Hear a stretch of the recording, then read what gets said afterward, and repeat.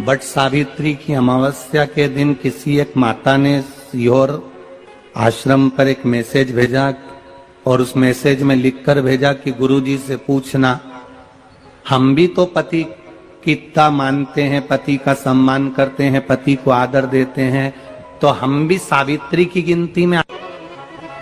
सीहोर से मैसेज आया कि गुरुजी वो ऐसा ऐसा पूछा गया है, आप बताओ क्या कहना है। हमने कहा कह दो, जब बट सावित्री आती है तभी तुम पति को प्रणाम करती हो, जब दिवाली आती है तब पति को प्रणाम करती हो, जब करवा चौथ आती है तभी चलनी में मुंह देखती हो, बाकी के समय तो तुम जूड़ा बांध के ऐसी बोलती हो कि पति थर थर कांपता है। 16 श्रृंगार में नारी के हाथ की चूड़ी का कलर अलग हो सकता है, चूड़ी की डिजाइन अलग हो सकती है, चूड़ी अलग हो सकती है, चूड़ी महंगी सस्ती हो सकती है, मंगलसूत्र की कीमत ऊंची नीची हो सकती है, पांव की बिछुड़ी की कीमत ऊंची नीची हो सकती है, कान के कुंडल की कीमत ऊंची नीची हो सकती है। तुम्हारे शरीर पर जितने जितने 16 श्रृंगार हैं उसकी कीमत ऊंची नीची हो सकती है। केवल मंगलसूत्र की डिजाइन बदल सकती है, नाक की लौंग की डिजाइन बदल सकती है, कान के बुंदे की डिजाइन बदल सकती है, हाथ की चूड़ी की डिजाइन बदल सकती है, पांव की पायल की डिजाइन बदल सकती है। केवल नारी के 16 श्रृंगार में एक श्रृंगार ऐसा है जिसकी कीमत जो पहले थी वही कीमत आज तक है और उसकी डिजाइन आज तक नहीं बदली। वो मांग का सिंदूर है, एक जैसी डिजाइन है और एक जैसी कीमत है।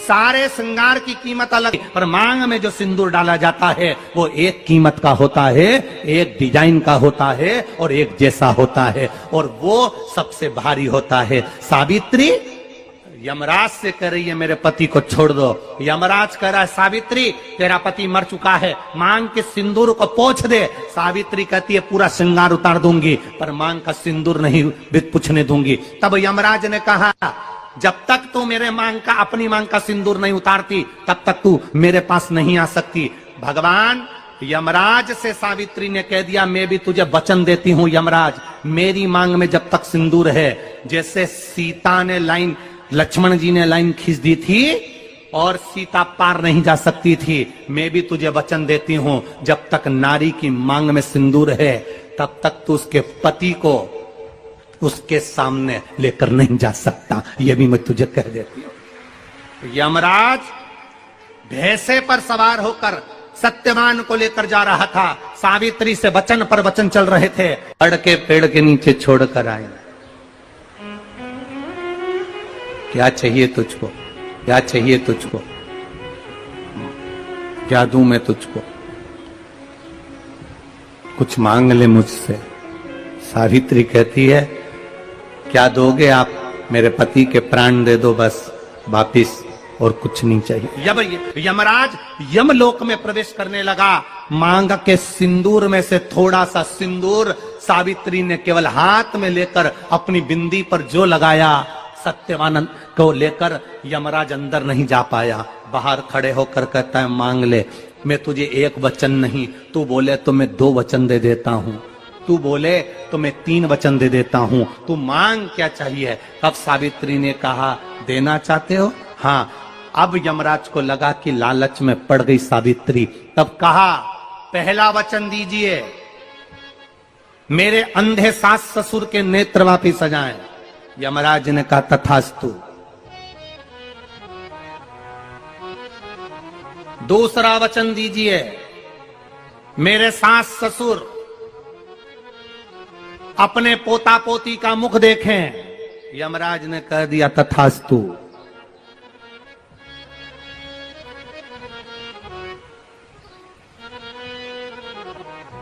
जाओ। यमराज जाने लगे, फिर आग जलने लगी, कहने लगे अब मैं अंदर क्यों नहीं जा पा रहा हूं। सावित्री कहती है तुमने वर दिया है मेरे सास ससुर पोता पोती का मुख देखें, उनके बेटे को तुम ले जाओगे तो पोता पोती कहां से होगा, छोड़कर जाओ। सावित्री है, पति को वापिस लेकर आ गए। कर्जा मुक्ति के लिए सारे वृक्षों में अगर कोई श्रेष्ठ वृक्ष माना गया है तो वो बट का वृक्ष माना गया। महाराज। इसलिए प्रशासनिक कार्य के लिए, मानसिक टेंशन में, परेशानियों में बटकेश्वर महादेव का स्मरण किया जाए। और यदि निवेदन करूंगा, बहुत ज्यादा यदि आपको कर्जा हो गया है, बहुत ज्यादा कर्जा हो गया और वो कर्जा चूक ही नहीं रहा, तो थोड़े दिन बड़ के पेड़ के नीचे आप बटकेश्वर महादेव के लिए 1 लोटा पानी, उसमें थोड़ा सा पिसा हुआ चावल पीस के गला लेना चावल को और पीस लेना, पीस के उस पानी में मिला लेना और मिलाकर उसमें थोड़ी सी हल्दी पीसी हुई डालकर बटकेश्वर महादेव के नाम से बड़ के पेड़ के नीचे अपनी कामना कर जो कर्जा हुआ है उस कर्जे का भान देते हुए, स्मरण देते हुए छोड़ दीजिए। महाराज 2 या 3 सोमवार एक ही जगह पर करना, 3 सोमवार बाद वहीं से बड़ के पेड़ की थोड़ी सी जड़ उठा लाना और उस जड़ को एक कोई धागे में बांधकर या तो अपने गले में डाल लो या अपनी जेब में पटक लो, उसको थोड़े दिन पटक कर रखना, लगभग 2 से 3 महीना पटक कर रखो।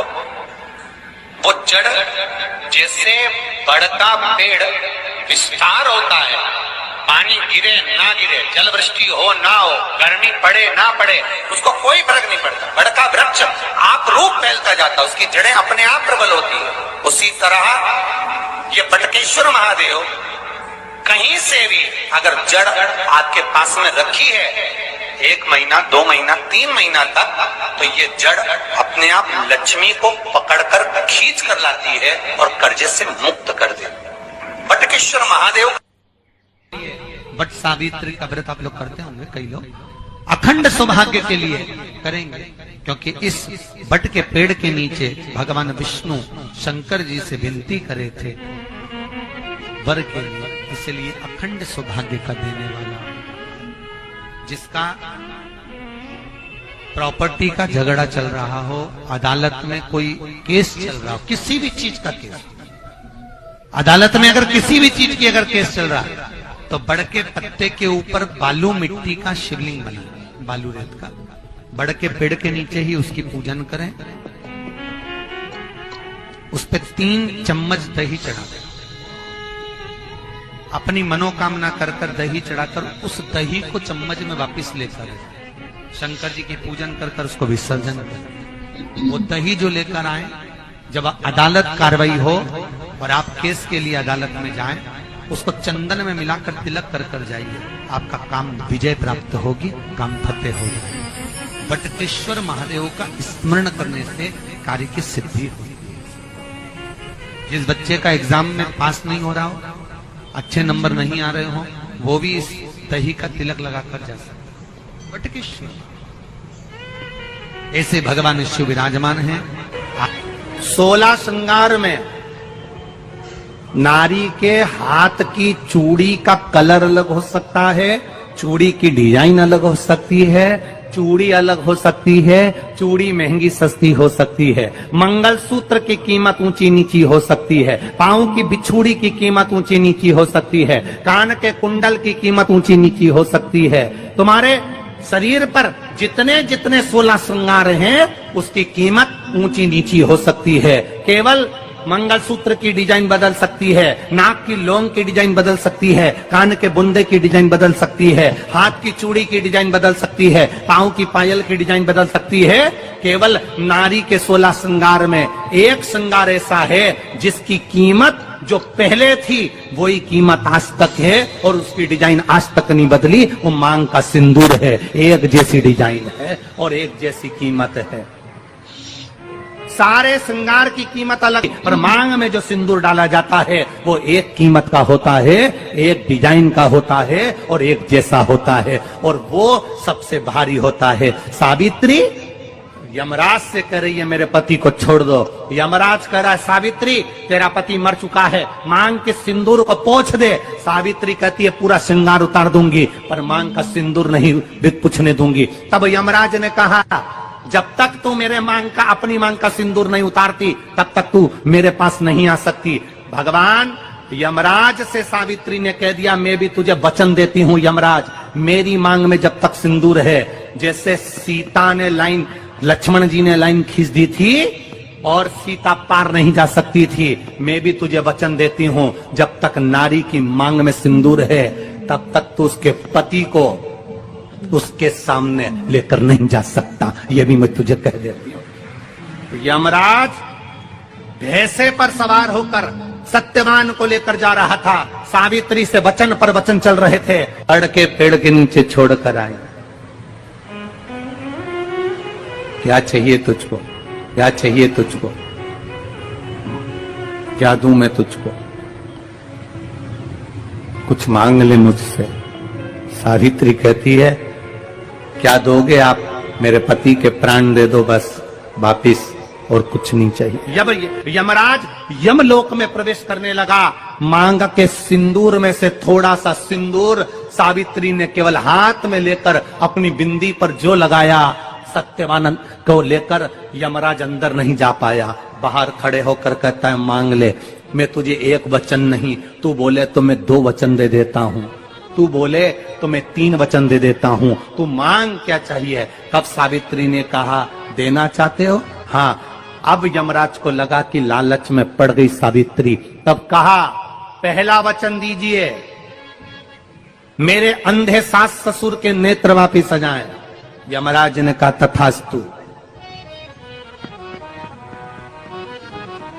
दूसरा वचन दीजिए, मेरे सास ससुर अपने पोता पोती का मुख देखें। यमराज ने कह दिया तथास्तु।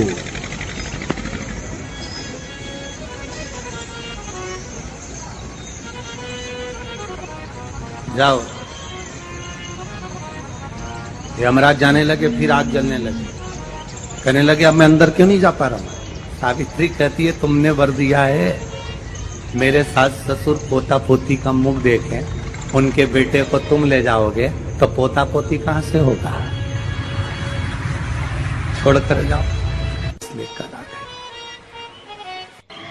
कर्जा मुक्ति के लिए सारे वृक्षों में अगर कोई श्रेष्ठ वृक्ष माना गया है तो वो बट का वृक्ष माना गया महाराज। इसलिए प्रशासनिक कार्य के लिए, मानसिक टेंशन में, परेशानियों में बटकेश्वर महादेव का स्मरण किया जाए।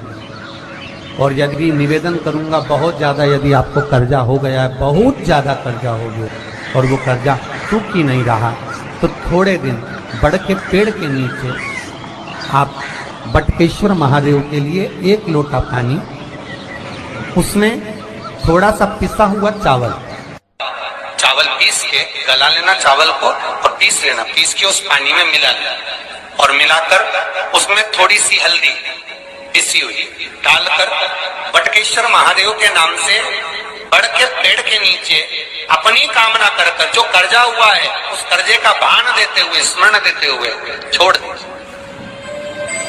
महाराज 2 या 3 सोमवार एक ही जगह पर करना। 3 सोमवार बाद वहीं से बड़ के पेड़ की थोड़ी सी जड़ उठा लाना और उस जड़ को कोई धागे में बांधकर या तो अपने गले में डाल लो या अपनी जेब में पटक लो। उसको थोड़े दिन पटक कर रखना, लगभग 2 से 3 महीना पटक कर रखो। वो जड़ जैसे बढ़ता पेड़ विस्तार होता है, पानी गिरे ना गिरे, जल वृष्टि हो ना हो, गर्मी पड़े ना पड़े, उसको कोई फर्क नहीं पड़ता। बड़का वृक्ष आप रूप फैलता जाता, उसकी जड़ें अपने आप प्रबल होती है। उसी तरह ये बटकेश्वर महादेव कहीं से भी अगर जड़ आपके पास में रखी है 1 महीना, 2 महीना, 3 महीना तक, तो ये जड़ अपने आप लक्ष्मी को पकड़कर खींच कर लाती है और कर्जे से मुक्त कर देती है। बटकेश्वर महादेव महीने में 1 बार पानी के लोटे में, जल के पात्र में थोड़ा सा दूध डालकर, 5 काली मिर्ची डालकर शंकर को समर्पित करते रहो, तो जिंदगी में कभी घर के अंदर कोई बड़ी बीमारी प्रवेश नहीं कर सकती, कभी जिंदगी में नहीं आ सकती।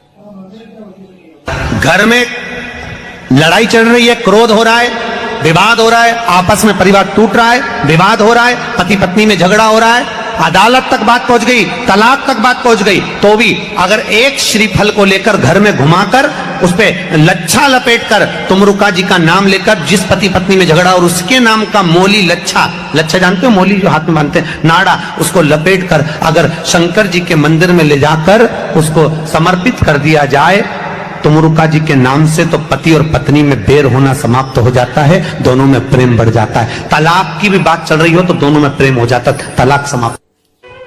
बट सावित्री की अमावस्या के दिन किसी एक माता ने सीहोर आश्रम पर एक मैसेज भेजा और उस मैसेज में लिखकर भेजा कि गुरुजी से पूछना, हम भी तो पति की इतना मानते हैं, पति का सम्मान करते हैं, पति को आदर देते हैं, तो हम भी सावित्री की गिनती में। सीहोर से मैसेज आया कि गुरुजी वो ऐसा ऐसा पूछा गया है, आप बताओ क्या कहना है। हमने कहा कह दो, जब बट सावित्री आती है तभी तुम पति को प्रणाम करती हो, जब दिवाली आती है तब पति को प्रणाम करती हो, जब करवा चौथ आती है तभी चलनी में मुंह देखती हो, बाकी के समय तो तुम जूड़ा बांध के ऐसी बोलती हो कि पति थर थर कांपता है। 16 श्रृंगार में नारी के हाथ की चूड़ी का कलर अलग हो सकता है, चूड़ी की डिजाइन अलग हो सकती है, चूड़ी अलग हो सकती है, चूड़ी महंगी सस्ती हो सकती है, मंगलसूत्र की कीमत ऊंची नीची हो सकती है, पांव की बिछुड़ी की कीमत ऊंची नीची हो सकती है, कान के कुंडल की कीमत ऊंची नीची हो सकती है। तुम्हारे शरीर पर जितने जितने 16 श्रृंगार हैं उसकी कीमत ऊंची नीची हो सकती है। केवल मंगलसूत्र की डिजाइन बदल सकती है, नाक की लौंग की डिजाइन बदल सकती है, कान के बुंदे की डिजाइन बदल सकती है, हाथ की चूड़ी की डिजाइन बदल सकती है, पांव की पायल की डिजाइन बदल सकती है। केवल नारी के 16 श्रृंगार में एक श्रृंगार ऐसा है जिसकी कीमत जो पहले थी वही कीमत आज तक है और उसकी डिजाइन आज तक नहीं बदली, वो मांग का सिंदूर है। एक जैसी डिजाइन है और एक जैसी कीमत है। सारे श्रृंगार की कीमत अलग, पर मांग में जो सिंदूर डाला जाता है वो एक कीमत का होता है, एक डिजाइन का होता है और एक जैसा होता है, और वो सबसे भारी होता है। सावित्री यमराज से कह रही है मेरे पति को छोड़ दो। यमराज कह रहा है सावित्री तेरा पति मर चुका है, मांग के सिंदूर को पोंछ दे। सावित्री कहती है पूरा श्रृंगार उतार दूंगी पर मांग का सिंदूर नहीं पूछने दूंगी। तब यमराज ने कहा जब तक तू मेरे मांग का अपनी मांग का सिंदूर नहीं उतारती तब तक तू मेरे पास नहीं आ सकती। भगवान यमराज से सावित्री ने कह दिया मैं भी तुझे वचन देती हूं यमराज, मेरी मांग में जब तक सिंदूर है, जैसे सीता ने लाइन, लक्ष्मण जी ने लाइन खींच दी थी और सीता पार नहीं जा सकती थी, मैं भी तुझे वचन देती हूं जब तक नारी की मांग में सिंदूर है तब तक तू उसके पति को उसके सामने लेकर नहीं जा सकता। यह भी मैं तुझे कह देती हूं। यमराज भैंसे पर सवार होकर सत्यवान को लेकर जा रहा था, सावित्री से वचन पर वचन चल रहे थे, अड़ के पेड़ के नीचे छोड़कर आए। क्या चाहिए तुझको, क्या चाहिए तुझको, क्या दूं मैं तुझको, कुछ मांग ले मुझसे। सावित्री कहती है क्या दोगे आप, मेरे पति के प्राण दे दो बस वापिस, और कुछ नहीं चाहिए। यमराज यमलोक में प्रवेश करने लगा। मांग के सिंदूर में से थोड़ा सा सिंदूर सावित्री ने केवल हाथ में लेकर अपनी बिंदी पर जो लगाया, सत्यवान को लेकर यमराज अंदर नहीं जा पाया। बाहर खड़े होकर कहता है मांग ले, मैं तुझे एक वचन नहीं, तू बोले तो मैं 2 वचन दे देता हूं, तू बोले तो मैं 3 वचन दे देता हूं, तू मांग क्या चाहिए। तब सावित्री ने कहा देना चाहते हो, हाँ। अब यमराज को लगा कि लालच में पड़ गई सावित्री, तब कहा पहला वचन दीजिए, मेरे अंधे सास ससुर के नेत्र वापिस आ जाएं। यमराज ने कहा तथास्तु।